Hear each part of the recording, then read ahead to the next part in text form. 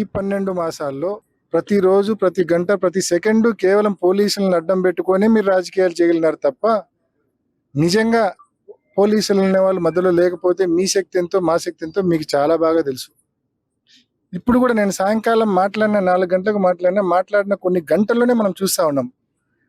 ఏ మాదిరి పోలీసు వాళ్ళని అడ్డం పెట్టుకొని, ఫస్ట్ మా వాళ్ళని తెచ్చి స్టేషన్లో పెట్టుకొని, తర్వాత టీడీపీ వాళ్ళని స్టేషన్కి పిలుచుకొని కంప్లైంట్ ఇప్పించుకొని, అంటే ఏం పోలీసింగ్ ఇది? దీన్ని పోలీసింగ్ అంటారా? అంటే ఈ పోలీసులకు జీతాలు ఇచ్చేది ప్రజల, ప్రభుత్వాల, లేకుంటే తెలుగుదేశం పార్టీ ఆఫీస్ జీతాలు ఇస్తుందా అన్న డౌట్ ప్రతి ఒక్కరికి వచ్చే పరిస్థితి ఉంది. నిజంగా ఈ నిరంకుశ పాలన, ఈ పోలీస్ హెరాస్మెంట్ పోవాలా. పోలీసులు కూడా ముఖ్యంగా విఘ్నతతో ఆలోచించాలా. ఎల్లకాలం ఇలాగే ఉండదు. ఈ మాదిరి తప్పుడు కంప్లైంట్లు తీసుకొని ఇష్టం వచ్చినట్లు సెక్షన్లు పెట్టి మీరు వ్యక్తులను రిమాండ్లకు పంపిస్తామంటే న్యాయస్థానాల వద్దకు వెళ్తాము, గట్టిగా మీ మీద న్యాయస్థానాల్లో మేము పోరాడతాము, మిమ్మల్ని చట్టం ముందు నిలబెట్టి ఖచ్చితంగా మీకు శిక్ష పడేలా కూడా తప్పకుండా చేస్తాం. ప్రతి ఒక్కరు కూడా విఘ్నతతో ఆలోచించాలా. కేవలం ఇవాళ ఈ ఇష్యూ అంతటికి కారణం ఏంటి? నిన్న ఉదయం మేము కంప్లైంట్ ఇవ్వడం జరిగింది. రాజశేఖర రెడ్డి గారి విగ్రహాలకు ముఖ్యంగా 2 సర్కిల్స్లో, Pulivendula Ambakpalli ring road circle, Pulivendula and Parnapalli ring road circle, ఈ 2 సర్కిల్స్లో మరీ అభ్యంతరకరంగా ఉన్నాయి. మొత్తం ఆయన స్టాచ్యూ మొత్తం తోరణాలతో, మీ టీడీపీ తోరణాలతో, జెండాలతో పూర్తిగా చుట్టేసినారు, కప్పేసినారు. అవన్నీ తీయండి అని చెప్పి నిన్న మధ్యాహ్నం మేము కంప్లైంట్ ఇచ్చినాం. ఈ రోజు మధ్యాహ్నం వరకు ఎటువంటి స్పందన ఆ కంప్లైంట్ మీద లేదు. మరి పోలీసులు ఎ స్టిచ్ ఇన్ టైం సేవ్స్ 9 అంటారు. అంటే సమయానికి నిజంగా వాళ్ళు కనుక స్పందించి ఉంటే ఇంత దూరం వచ్చేది కూడా కాదు కదా. ఈరోజు వాళ్ళు నిన్న మధ్యాహ్నం మేము కంప్లైంట్ ఇస్తే ఈరోజు మధ్యాహ్నం వరకు స్పందించకుండా, ఈరోజు మధ్యాహ్నం తర్వాత మా వాళ్ళ మీద ఒక తప్పుడు కంప్లైంట్ తీసుకొని, ఎవరినో అసాల్ట్ చేసే ప్రయత్నం మేము చేసినామని చెప్పి తప్పుడు కంప్లైంట్ తీసుకొని, ఆ కంప్లైంట్ ఆధారంగా తెచ్చి మా మున్సిపల్ చైర్పర్సన్ను, మా కౌన్సిలర్లను, మా నాయకులను, కార్యకర్తలను స్టేషన్లో పెట్టి వేధించడము ఎంతవరకు సమంజసం అని చెప్పి అడుగుతా ఉన్నాం. ఈ మాదిరి తెలుగుదేశం నాయకులను, ముఖ్యంగా ఈ స్థానిక ఇన్ఛార్జి కూడా ఎల్లకాలం ఈ మాదిరి పోలీసులను అడ్డబెట్టుకొని రాజకీయాలు చేయలేరు. మీరు ఏదో ఈరోజు ఎన్నికలు అయిపోయి సంవత్సరం అవుతుంది కాబట్టి ఏదో పోలీసులను అడ్డు పెట్టుకొని మీరు రాజకీయాలు చేయగలుగుతా ఉన్నారు. కలకాలం చేయలేరు. ఈ పోలీసులు కలకాలం మీ మాట వినరు.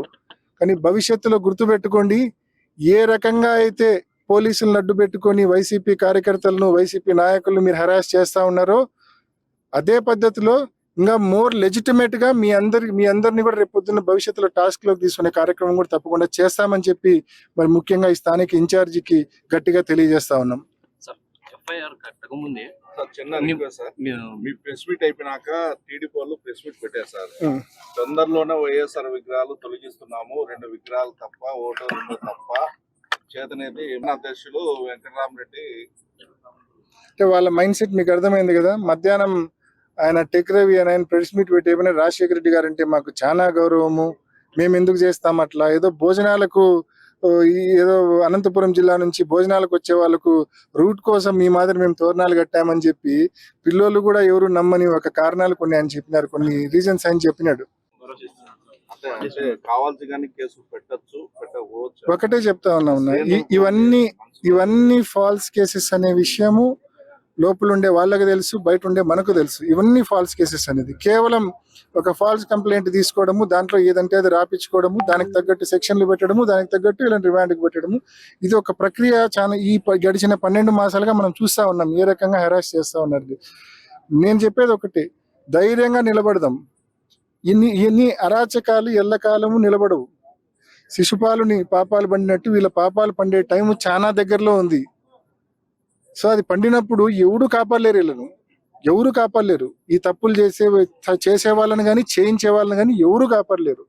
ఖచ్చితంగా అంతవరకు మనం నిబ్బరంగా ఉందాం, సంయమనంగా ఉందాం, ధైర్యంగా ఏదొచ్చినా నిజాయితీగా ఎదుర్కొందామని చెప్పి ప్రతి కార్యకర్తకు తెలియజేస్తా ఉన్నాం. మీరు ఎన్నిసార్లు నన్ను ఫోకస్ చేస్తారో అంతకంటే డబుల్ షోస్ తో పైకి లేస్తారు, అది మాత్రం గ్యారంటీ. ఈ రోజు మీరు నాకు అవకాశం ఇచ్చినారు, నీ పేపర్ గురించి మాట్లాడే అవకాశం మీరు నాకు ఇచ్చినారు, నాకు లేదు. నువ్వు తప్పుడు రాతలు రాసినప్పుడల్లా బయటకు వస్తాను, మాట్లాడతాను. డెఫినెట్ గా నీది ఒక fake part, fake paper, fake media. ఈ రోజు రాలేకపోయినావే నువ్వు సాక్షి పేపర్వి రా, ఇంత స్టోరీ బోర్డ్ వేసుకొని ఇంత హల్చల్ చేసినావు కదా నీ పేపర్ సేల్స్ పెంచుకోవడానికి, నీ మీడియాలో సర్క్యులేషన్ పెంచుకోవడానికి. ఇప్పుడు ఎందుకు రాలేకపోయినావు? నీ మైక్ ఇక్కడ ఎందుకు లేదు అంటే నువ్వు తప్పు చేసినావు, నువ్వు భయపడ్డావు. వీడికొస్తే నువ్వు చేసింది ఫాల్స్ స్టోరీ బోర్డ్ అని చెప్పి నువ్వు ఒప్పుకున్నట్టు అవుతుందని చెప్పేసి రాలే. నువ్వు ఈసారి నువ్వు రాసే ముందు మళ్ళా వచ్చేదానికి ధైర్యం ఉంటే రా. లేకపోయినావు అనుకో, నువ్వు మాట్లాడినన్ని సార్లు, నువ్వు ఫేక్ స్టోరీలు వేసినంత సార్లు నేను కూడా ప్రజల దగ్గరికి వెళ్తాను.